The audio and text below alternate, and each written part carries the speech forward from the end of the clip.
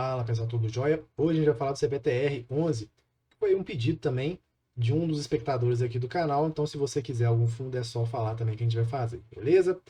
É um fundo que pagou menos, se esse foi o pedido, inclusive, né? Explicar o porquê que ele pagou menos, a gente já vai falar sobre isso. Mas antes, claro, deixe seu like, se inscreve no canal e também entra aqui no grupo gratuito do Telegram, totalmente gratuito, né? Com mais de 800 membros ali, uma conversa muito bacana, vale super a pena, tá bom?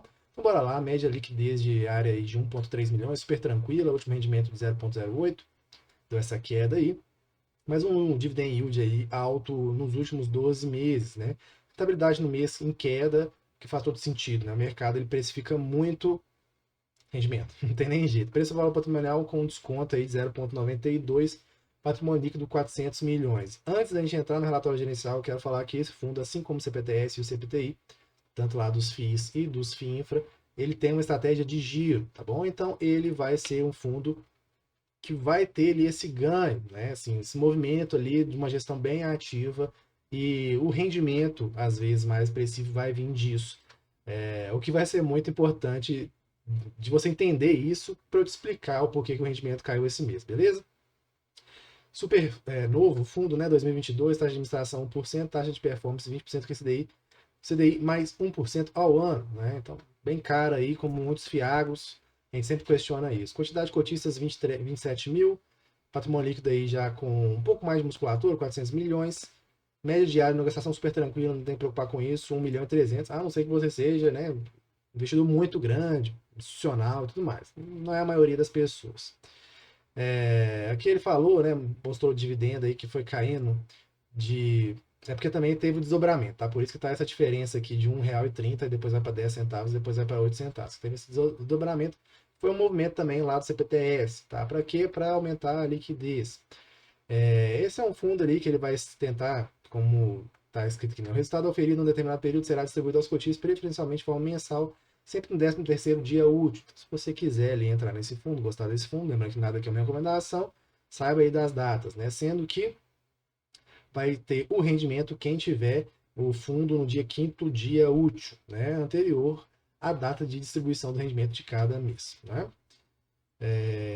Valor de mercado 400 milhões, como a gente disse agora, né? 379, dividendo mensal 8 centavos, dividend yield anualizado é 6%, anualizado é diferente do anual, lembrando, né? O anualizado quando você multiplica por 12, número de ativos aí 40, liquidez muito tranquila, 1 milhão e 300, número de tomadores, né? 28, um pouco menos diversificado que o número de ativos, né? CDI mais 4,6%, 64% da carteira e IPCA mais 9%, ou seja, ele é um fiagro que mais um dos fiagros que provam que fiagro não é só CDI. Ah, por que fiagro é só CDI? Não é, né? Fiagros, vários inclusive, tem aí IPCA, inclusive esse, que perpassa aí em grande parte da explicação do porquê que o rendimento foi menor. 2,2 anos de duration, bem curtinho, 100% dos ativos auditados e 0% de exposição direta ao produtor rural. O produtor rural é um pouco mais arrojado, né? 100% dos ativos adimplentes, mas não se enganem, né? Crédito tem risco, não é porque está 100% adimplente que não vai ter problema nunca. Inclusive o próprio Deva, né? Quando a gente já fez, inclusive a gente teve uma call para os membros, né? Se você ainda não se tornou membro, se torne membro, que tem vários benefícios muito legais. Inclusive o vídeo dessa semana foi de Fiagro. A gente teve uma call com a Devan. E a Devan, né? O Deva 11, ele já esteve sempre sendo adimplente, né? Assim, e depois, né, teve essa questão toda lá com a Fortisec e tudo mais. Então, assim, crédito tem problema. É importante estar diversificado e investir em fundos ali que você consegue, né, ter não ter conflitos de interesse, ter ali uma clareza maior no relatório gerencial e por aí vai, tá bom? Agora vamos explicar o porquê que caiu o rendimento, né? O resultado do fundo foi de 0,083, por causa da distribuição foi de 0,08, né? Teve muito próximo ali do resultado. A baixa performance do fundo ocorreu devido à remarcação dos ativos explicado em maiores detalhes abaixo. Vamos lá. O resultado do fundo é calculado pela metodologia competência, diferença entre competência e caixa, a gente vai conversar daqui a pouco sobre isso.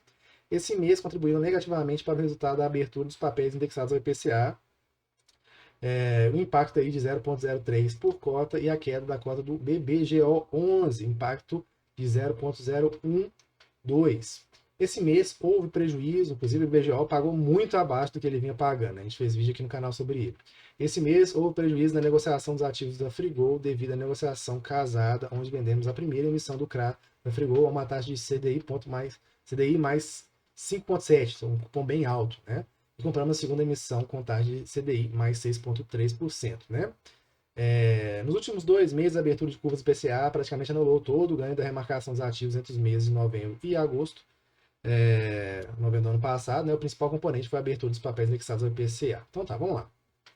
Aqui fala, né? Nos últimos 2 meses, o fundo obteve um retorno médio de 0,12. Nos últimos 12 meses, né? Escrever aqui, tiveram um erro de digitação. As projeções para os próximos meses é que o fundo terá resultado líquido em CDI mais 2,5 e 3. Pelo menos eles fizeram guidance, eu gosto bastante disso, né? Aí fala, né? Lembrando que o carrego é uma foto da carteira na data. Pessoal, esse fundo, como eu disse antes, ele vai ser um fundo que gira muito portfólio, CPTS também, CPTI também.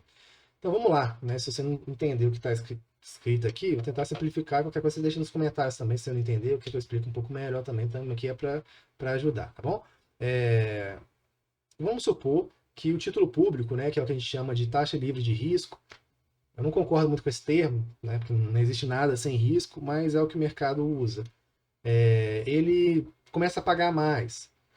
Você concorda comigo que o crédito privado, como um CRA, ele vai então ter que pagar mais também? Porque ele é mais arriscado do que um título livre de risco, como o mercado gosta de dizer? Então é meio que isso, né? E como é que acontece isso então, já que é renda fixa? Então o título vai valer menos e a taxa, então, a taxa perspectiva, né? Digamos assim, comparativamente, já que o título diminui, a taxa ela aumenta, né? Eles até explicam um pouco melhor isso aí. E isso, então, impacta no próprio patrimônio do fundo, né? O que é o patrimônio de um fundo com CRA? Um CRA, concorda?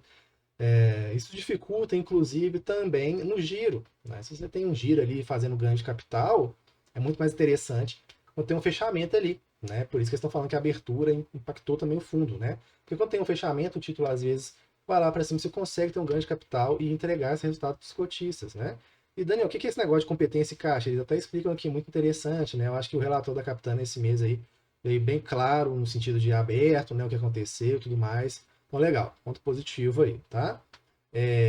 Caixa competência. Caixa, pessoal, é quando o dinheiro entra lá no fundo. Eu gosto particularmente, para falar do regime caixa, tem toda uma polêmica no mercado, mas aí quando entra ali no fundo, aí sim que é o regime caixa, né? Assim, o dinheiro realmente entra. O competência não, ali já é a questão contábil mesmo, né? Então, o fato aconteceu, digamos assim, né, contabilmente, você já coloca ali no fundo, né?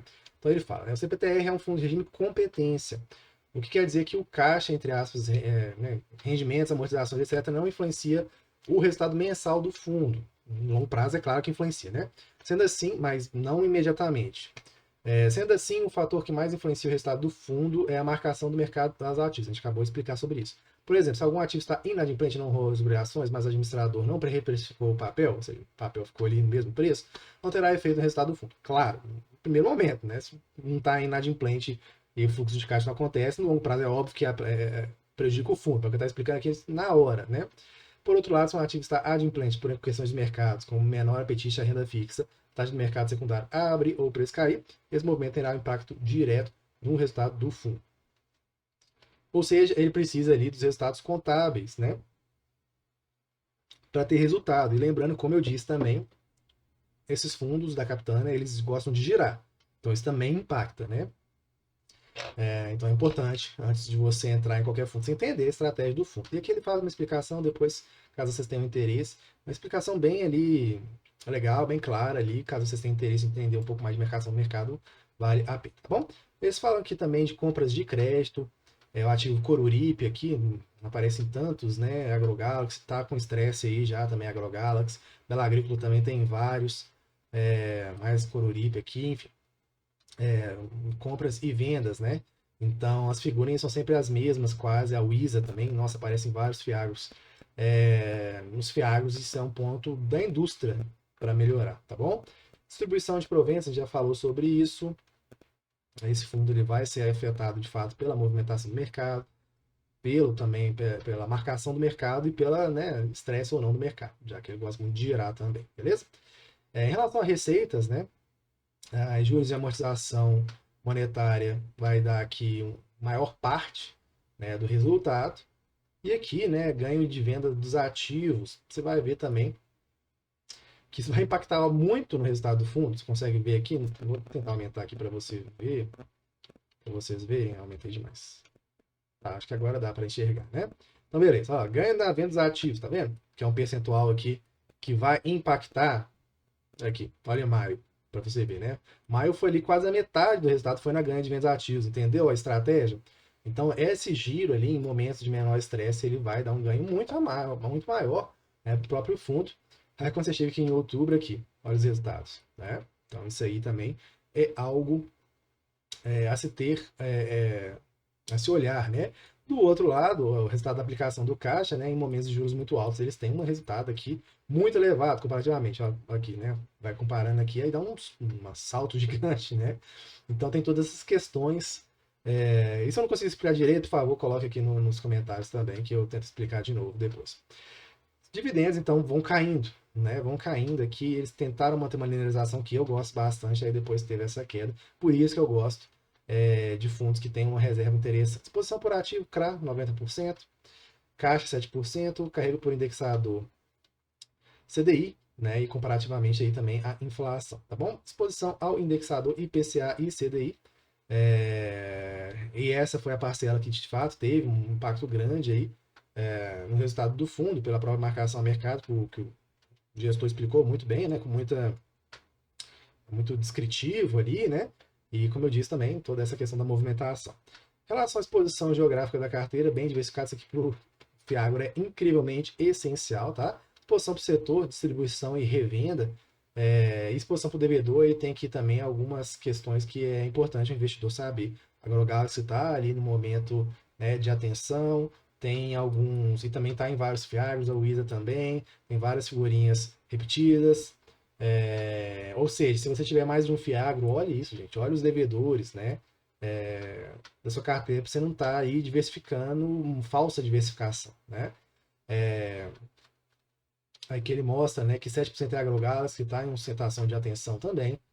O mercado ainda não pesou tanto, eu acho, né? Mas enfim.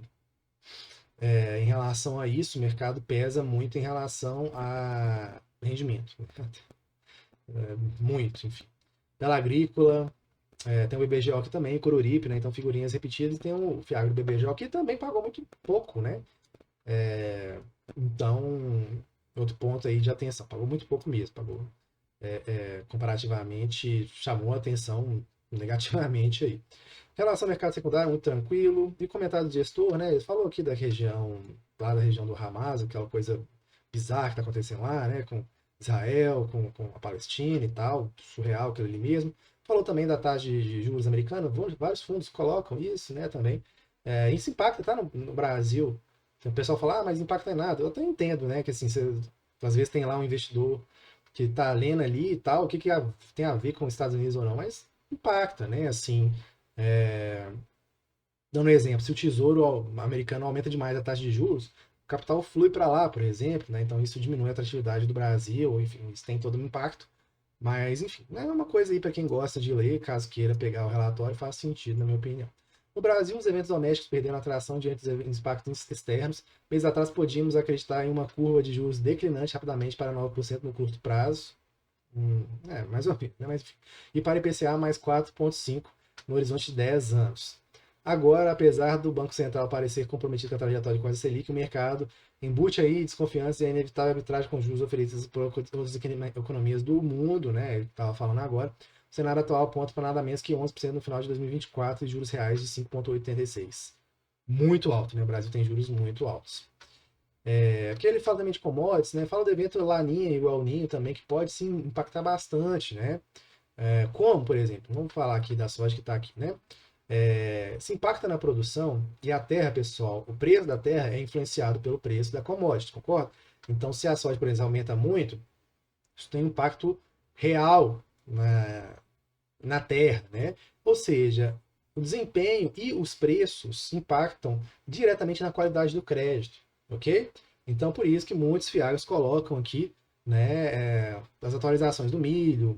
Normalmente isso é milho, soja, álcool né, açúcar e etanol, algodão, proteína, enfim.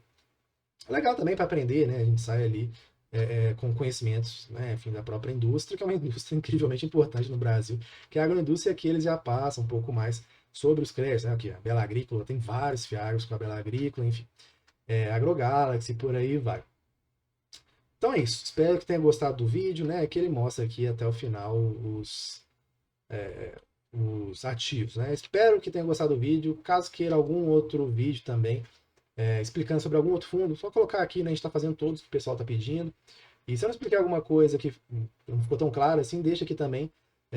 E claro, a gente só pede em troca o like, né? Que se inscreva no canal para não perder nenhum vídeo também e ajudar o nosso trabalho, claro.